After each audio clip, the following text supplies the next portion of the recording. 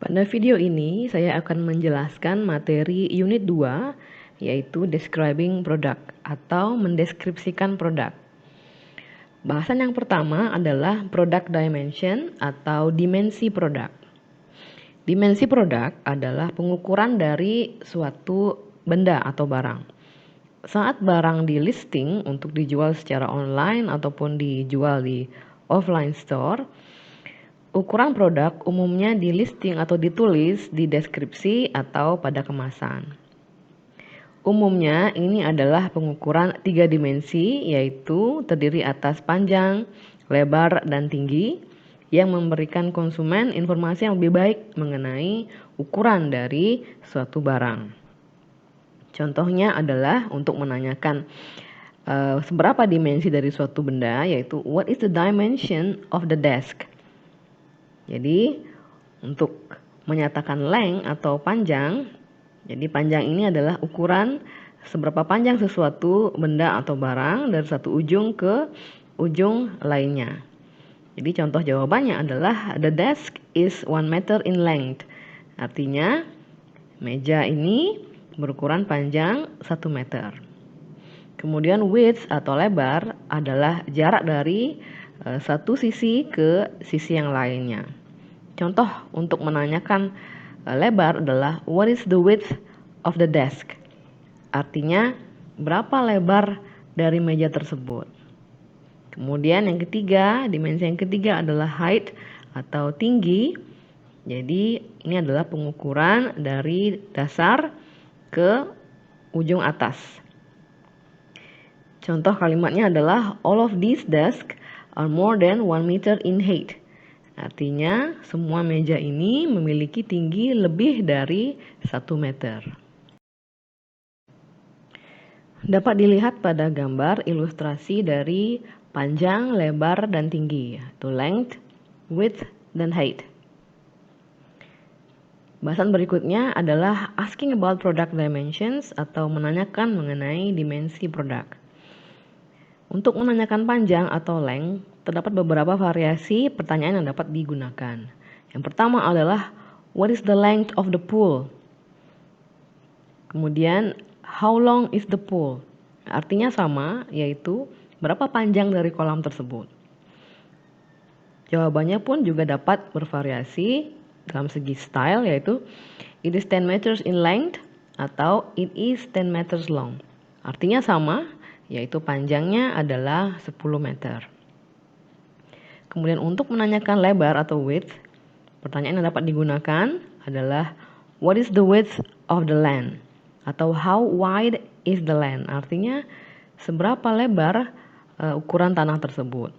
Jawabannya bisa its width is 45 feet atau it is 45 feet wide. Artinya sama, yaitu lebarnya adalah 45 kaki.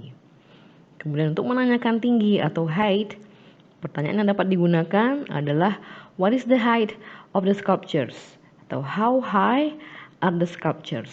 Artinya sama, berapa tinggi dari patung tersebut? Jawabannya adalah they are all 20 meters in height atau they are all 20 meters high. Artinya ukuran patung-patung tersebut dalam hal tinggi adalah 20 meter. Pada praktis 1, Anda dapat berlatih untuk membuat pertanyaan dan juga menjawab pertanyaan terkait dengan dimensi produk. Dalam hal ini, lemari. Itu dalam hal length, width, dan height. To length, Anda dapat menuliskan pertanyaan untuk menanyakan panjang dari lemarinya dan kemudian menuliskan jawabannya di bawahnya. Bahasan kita berikutnya yaitu vocabulary atau kosakata. Kita akan membahas mengenai adjektif. Adjektif ini adalah kata sifat, yaitu kata yang digunakan untuk menjelaskan kualitas atau karakteristik dari suatu benda. Penggunaan adjektif dalam menjelaskan suatu benda contohnya adalah sebagai berikut. The salary is good. Artinya gajinya sangat bagus.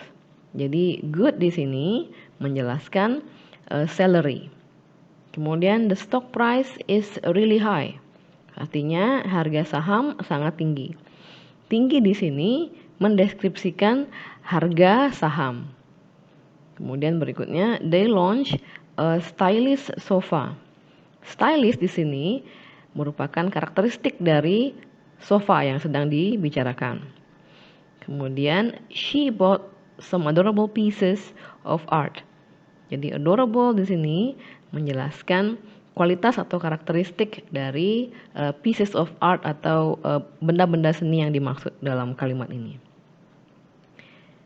Untuk menulis atau menjelaskan suatu benda menggunakan adjektif, pola dari kalimatnya adalah subject ditambah to be. To be adalah is atau am atau are, tergantung dari subjek yang digunakan, kemudian diikuti dengan adjektif. Is digunakan dengan subjek he, yaitu merujuk pada seorang laki-laki, she yang merujuk pada seorang perempuan, dan it yaitu merujuk pada suatu benda atau hewan yang jumlahnya tunggal atau hanya satu. Am digunakan dengan subjek I, yaitu saya. Kemudian are digunakan dengan subjek you, yaitu kamu. They, mereka. Dan we, kami. Are juga digunakan untuk subjek yang jumlahnya jamak, yaitu suatu benda-benda yang jumlahnya lebih dari satu. Kemudian pada praktis 2, Anda dapat berlatih mencocokkan adjektif atau kata sifat dengan definisinya.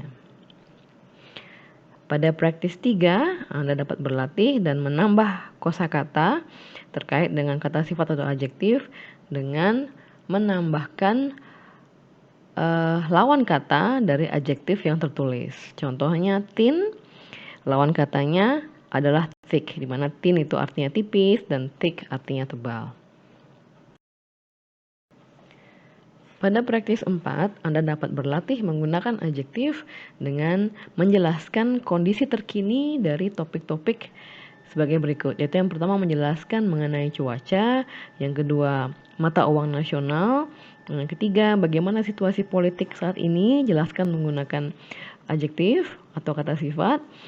Kemudian berikutnya kondisi ekonomi saat ini dan juga sistem pendidikan saat ini. Bahasan berikutnya adalah product description atau deskripsi produk. Deskripsi produk merupakan suatu materi pemasaran yang menjelaskan mengenai apa suatu produk itu dan mengapa produk itu layak untuk dibeli. Tujuan dari deskripsi produk adalah untuk memberikan konsumen informasi terkait dengan fitur-fitur dan juga manfaat-manfaat dari suatu produk sehingga mereka tertarik untuk membeli. Pada praktis 5 disajikan deskripsi produk yaitu MacBook Pro dan juga Holiday yaitu gel hand wash. Silahkan Anda membacanya, kemudian jawablah pertanyaan-pertanyaan berikut. Yang pertama yaitu what do you think of the product? Bagaimana menurut Anda produk yang dideskripsikan tersebut? Yang kedua, what do you like in the product description writing style? Apa yang Anda sukai dari cara penulisan atau gaya penulisan dari produk deskripsi tersebut? Yang ketiga, are there any weaknesses in the description writing style?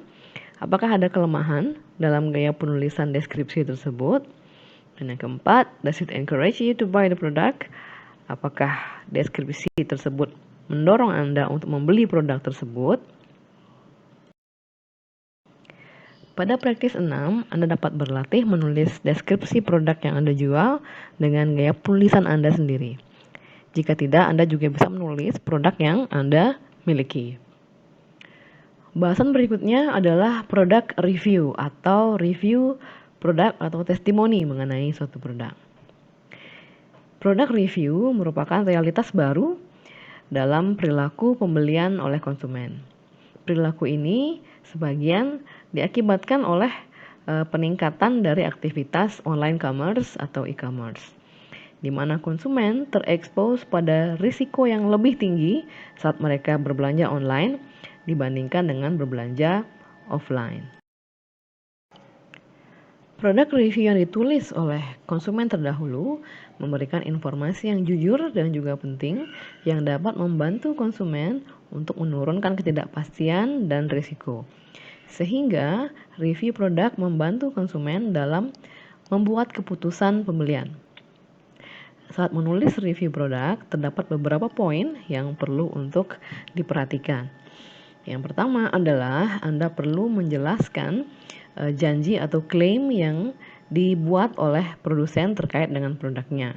Kemudian membandingkannya dengan kinerja sesungguhnya dari produk tersebut. Yang kedua, review Anda juga dapat mencantumkan alternatif dari produk yang sedang Anda review dan kemudian membandingkan kedua produk secara lebih detail.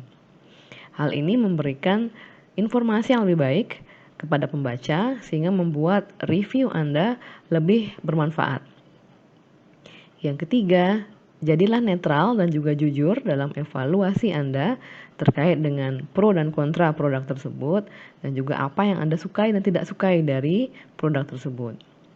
Kemudian terakhir, tulislah statement atau pernyataan evaluatif atau kesimpulan yang mengindikasikan apakah Anda merasa produk tersebut memberikan nilai yang baik atau tidak. Berikutnya yaitu praktis 7, Anda dapat membaca contoh review produk yaitu Samsung Galaxy S9. Setelah membaca panduan penulisan review produk dan juga contoh review produk, Anda dapat menulis review produk yang baru saja Anda konsumsi atau baru saja Anda beli. Cantumkan seluruh poin-poin yang dijelaskan pada panduan penulisan review produk yang dijelaskan di halaman sebelumnya.